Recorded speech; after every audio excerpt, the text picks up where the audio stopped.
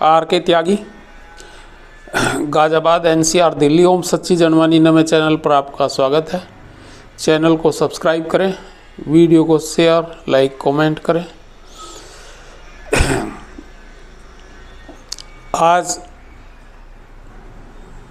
देश की संसद में राम मंदिर प्राण प्रतिष्ठा पर धन्यवाद प्रस्ताव चल रहा है, उसके ऊपर बहस चल रही है और साध्वी प्राची ने बहुत आक्रामक रूप से इसमें अपना भाग लिया और आक्रामकता के साथ जो विपक्ष को घेरा है और उन्हें बताया है कि आप लोगों ने राम मंदिर निर्माण में कितनी बाधाएं डाली।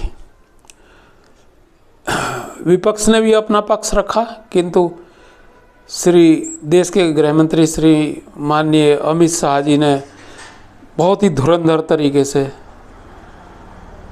492 वर्ष के आंदोलन राम मंदिर निर्माण के लिए जो किया गया है देश के अंदर, उसकी परिभाषा रेखांकित की। 1528 से लेकर के और आज तक का सिलसिलेवार महत्वपूर्ण बातों को रेखांकित किया और 1990 के बाद जो भारत में परिस्थितियां बनी और राम मंदिर निर्माण में तीव्रता आई, उसके आंदोलन में तीव्रता आई, उन सब बातों पर अपना पक्ष रखा और बताया कि रामचरितमानस के बिना, राम के बिना भारतीय जीवन की कल्पना नहीं की जा सकती और राम सबके आदर्श हैं और सबके लिए हैं और कण कण में राम है और हर जीवन में राम है। किंतु राजनीतिक बाध्यताएं जिन लोगों की हैं उन्होंने इसको परिभाषित अपने हिसाब से किया है। 22 जनवरी को राम मंदिर में रामलला की मूर्ति में प्राण प्रतिष्ठा हो चुकी है और पूरा हिंदुस्तान, पूरा भारत, बल्कि पूरा सबकॉन्टिनेंट या पूरा विश्व राममय हो चुका है और इससे कहीं ना कहीं बीजेपी को, एनडीए को भी राजनीतिक रूप से भी एक बड़ा फ़ायदा नज़र आ रहा है और इसीलिए गत दिनों राज्यसभा और लोकसभा में भारत के प्रधानमंत्री श्री नरेंद्र मोदी जी ने ये 400 पार का नारा दिया और बीजेपी को 370 और एनडीए को 400 पार, 405। निश्चित ही बीजेपी ने इसमें महत्वपूर्ण भूमिका अदा की है राम मंदिर निर्माण में। राम मंदिर निर्माण का आंदोलन तो 492 साल से चल रहा है, 1528 में ये तोड़ दिया गया था और उसके बाद बाबर के एक सेनापति मीर बाकी द्वारा और वहाँ पर मस्जिद बना दी गई थी। लेकिन कई लाख लोगों का इसमें शहीद हो जाना भी रहा उसी दौरान या उसके पश्चात। अनेकों लोग इसमें शहीद हुए। कई बार ये मंदिर बनाने की प्रक्रिया शुरू हुई और उसमें फिर रोड़े अटकाए गए या सेना द्वारा उसको रोक दिया गया बनने द्वारा, क्योंकि मुग़ल शासन था जब उस समय। बाबर के पश्चात लगातार मुग़ल शासक रहा भारत में और 17 जब अंग्रेजी शासन यहाँ पे आया 1857 से, उसके बाद लगातार कानूनी प्रक्रिया में कानूनी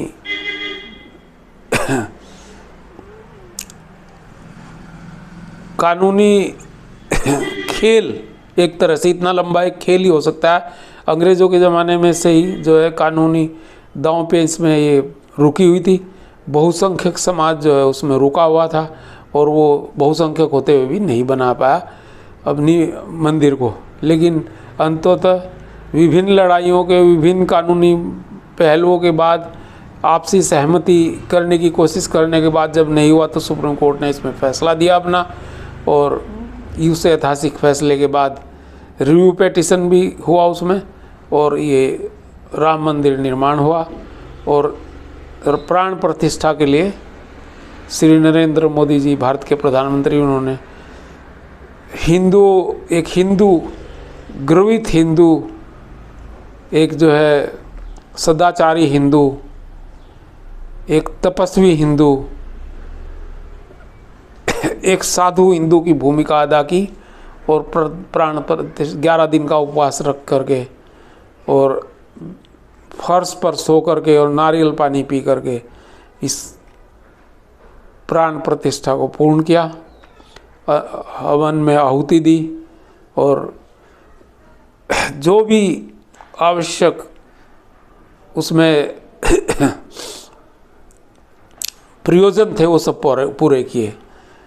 तो अब अगर बीजेपी इसका राजनीतिक फायदा कहीं ना कहीं ले रही है तो उसमें बुराई क्या है, क्योंकि दूसरे दल, विपक्षी दल तो बिल्कुल राम मंदिर बनने के पक्ष में भी नहीं थे और विरोध भी करते रहे हैं। उनके एडवोकेट्स ने विरोध करा कोर्ट में जा कर के, और उसके अलावा भी उन्होंने कहा वो कभी रामलला के दर्शन करने भी नहीं गए।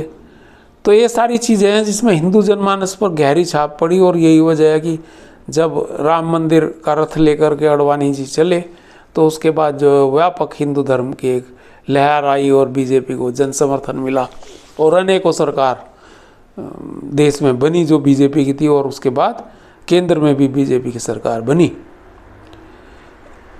तो आज राम मंदिर निर्माण और प्राण प्रतिष्ठा के ऊपर धन्यवाद प्रस्ताव लेकर आई है बीजेपी दोनों सदनों में, उस पर बहस चल रही है और वो पास तो होना ही है, उसमें तो कोई बात ही नहीं है। तो ये था आज का एक इस प्रकार का समाचार। उसके अलावा आपको जानकारी है अभी कल भारत रत्न की उपाधियों से 3 योद्धाओं को सुशोभित किया है। श्री चरण सिंह जी जो पश्चिम उत्तर प्रदेश के रहने वाले थे और बागपत क्षेत्र से उनका इलेक्शन जीते थे, वो उनकी होम कॉन्स्टिट्यूंसी है। पहले छपरौली थी एमएलए के लिए जिससे वो मुख्यमंत्री बने थे बाद में, और फिर एक बार मुजफ्फरनगर से लड़े थे, वहाँ वो हार गए थे। एंटी जाट मूवमेंट चली थी और सभी लोगों ने उनको हराने का काम किया था, तो वो हार गए थे। उसके बाद उन्होंने बागपत अपनी कॉन्स्टिट्यूंसी बनाई थी, और एक तो उनको मिला है भारत रत्न जो किसानों के नेता हैं और दबे पिछड़ों के नेता हैं, और किसानों के लिए उन्होंने बहुत काम किया है। महेंद्र सिंह टिकैत जो थे किसान नेता, उनका भी बड़ा पुरजोर रिक्वेस्ट रही है कि हालांकि वो नहीं है उनकी भी कि भारत रत्न श्री चरण सिंह जी को दिया जाए, स्वर्गीय श्री चरण सिंह जी को। और दूसरे लोगों ने अनेकों बार इसकी कामना और प्रार्थना की। आज कल केंद्रीय सरकार ने, श्री नरेंद्र मोदी जी ने उन्हें दिया भारत रत्न, और श्री नरसिम्हा राव जो भारत के पूर्व प्रधानमंत्री थे उनको भी दिया यही भारत रत्न, क्योंकि उन्होंने भारत की जो आर्थिक परिस्थिति है, मनमोहन सिंह और श्री नरसिम्हा राव की तिकड़ी के द्वारा ही वो डंकल प्रस्ताव आए थे, भारत में उदारीकरण हुआ था, और आज जो 5वीं अर्थव्यवस्था और तीसरी अर्थव्यवस्था होने की तरफ उन्मुख है वो उन्हीं की देन थी। और स्वामीनाथन जो डॉक्टर स्वामीनाथन है, भारत के साइंटिस्ट, कृषि विज्ञानी, उनको भी एक भारत रत्न मिला है दक्षिण से। वो भी एक बड़े ही प्रमुख हरित क्रांति के जनक थे और बहुत देर में मिला है, उन्हें बहुत पहले मिलना चाहिए था। और चौधरी चरण सिंह जी को भी बहुत पहले मिलना चाहिए था। श्री लाल कृष्ण अडवाणी जी को भी दिया गया है भारत रत्न, वो पूर्व प्रधानमंत्री हैं और बहुत कर्मठ नेता रहे हैं और हिंदुत्व के बहुत बड़े समर्थक रहे हैं, राम मंदिर लहर के जनक रहे हैं, जो प्रणेता रहे हैं राम मंदिर बनाने में। और श्री कर्पूरी ठाकुर जी को मिला था उससे पहले इसी वर्ष 26 जनवरी से पूर्व। हालांकि 26 जनवरी पर दिए जाते हैं लेकिन इन्होंने बाद में दिए हैं, और ये हालांकि इनमें कुछ भारत रत्न जो दिए गए हैं उनको विपक्षी लोग कह रहे हैं कि ये राजनीतिक रूप से दिए गए हैं, वोट बटोरने का साधन। जैसे कर्पूरी ठाकुर को दिया इन्होंने, वो मंडल आयोग उन्होंने लागू किया था और मंडल आयोग के अंतर्गत जो है जातिगत आरक्षण लागू किया था बिहार में, और वो पहले बड़े नेता थे पिछड़ों के। और ये ऐसे ही ये चौधरी चरण सिंह और नरसिम्हा राव के लिए भी कह रहे हैं, और ऐसा ही है। लेकिन जो भी है, ये महान मनीषी तो थे ही, इन्हें मिलना भी चाहिए था, लेकिन हाँ लेट मिला है। पर 5 एक साथ देना कुछ थोड़ा आश्चर्यजनक लग रहा है। भाई कुछ को पहले साल में दे देते, कुछ को उससे पहले साल में देते। 2 से ज़्यादा कुछ थोड़े अधिक लगते हैं भारत रत्न। भारत रत्न तो सामान्यतः एक ही दिया जाता है 1 साल में, लेकिन मैं गूगल पर सर्च कर देखा तो उन्होंने कहा कि 3 भी दे सकते हैं, पर अब की बार 5 दे गए। हो सकता है कोई मॉडिफिकेशन करा हो या कोई चेंज करा हो या कोई व्यवस्था में कुछ दूसरी स्थिति हो, लेकिन मेरा कहने का ये भी मतलब नहीं है। मेरा कहने का मतलब ये है कि ज़्यादा हो गए एकदम से, तो थोड़ा सा ये लगा कि भाई